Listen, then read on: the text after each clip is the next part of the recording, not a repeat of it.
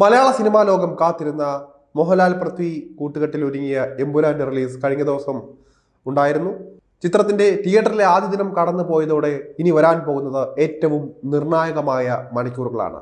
ആദ്യ ദിനത്തിലെ ഹൈപ്പിൽ ആഗോളതലത്തിൽ 50 കോടി രൂപ ഉറപ്പാക്കിയിട്ടുണ്ട് എമ്പുരാൻ എന്നത് മറ്റൊരു കാര്യമാണ്. ഇനി ഇതിനപ്പുറത്തേക്ക് ചിത്രത്തിന്റെ കളക്ഷൻ കുതിപ്പുണ്ടാകുമോ എന്നാണ് രണ്ടാം ദിനം നിശ്ചയിക്കാൻ പോകുന്നത്. അധികവും ഫാൻസ് ആയതുകൊണ്ട് തന്നെ ആദ്യ ദിനത്തിലെ പ്രതികരണങ്ങൾ സിനിമയുടെ വിജയത്തിന് തെളിവായി കാണാൻ പറ്റില്ല. ഇനിയുള്ള മണിക്കൂറുകളിൽ ആദ്യ ദിനത്തിലേതുപോലെ ഒരു കൺസിസ്റ്റൻസി ഉണ്ടെങ്കിൽ മാത്രമേ ചിത്രം പ്രതീക്ഷിച്ചതിനേക്കാൾ വലിയൊരു ലാഭം ഉണ്ടാക്കാൻ കഴിയുകയുള്ളൂ എന്നതാണ് സത്യം. എന്തായാലും മലയാള സിനിമ ഇന്ന് വരെ കണ്ടിട്ടില്ലാത്ത തരത്തിലുള്ള റിലീസായിരുന്നു എമ്പുരാന്റേത്.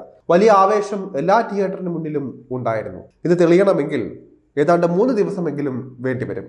എങ്കിൽ മാത്രമേ കളക്ഷൻ വിശകലനമെല്ലാം പൂർത്തിയാവുകയുള്ളൂ. ചിത്രത്തിന് ഏതാണ്ട് 200 മുതൽ 250 കോടിയോളം രൂപ വരെ ചെലവായിട്ടുണ്ട് എന്നാണ് ഇതുമായി ബന്ധപ്പെട്ട നിരീക്ഷകർ പറയുന്നത്. മാത്രമല്ല, ചിത്രത്തിന്റെ നിർമ്മാതാക്കളിൽ നിന്നും അറിയുന്നതനുസരിച്ച് ഏതാണ്ട് 200 കോടിയോളം രൂപ ചെലവായിട്ടുണ്ട് എന്നാണ് പറയപ്പെടുന്നത്. അത്രയും തുക തിരിച്ചു പിടിക്കുകയെന്ന വലിയ കടമ്പയാണ് ഇനി എമ്പുരാന് മുന്നിൽ ഉള്ളത്. മികച്ച സിനിമയാണെന്നും ഫസ്റ്റ് ഹാഫ് തകർത്തുവെന്നും അടിപൊളി പടമാണെന്നും എന്നൊക്കെയാണ് പ്രേക്ഷകർ സിനിമയെ വാഴ്ത്തിയത്. അതേസമയം ലൂസിഫറിനോളം ചിത്രം എത്തുന്നില്ല എന്ന പ്രതികരണങ്ങളും ഒരു വശത്തു നിന്നുണ്ടാകുന്നുണ്ട്.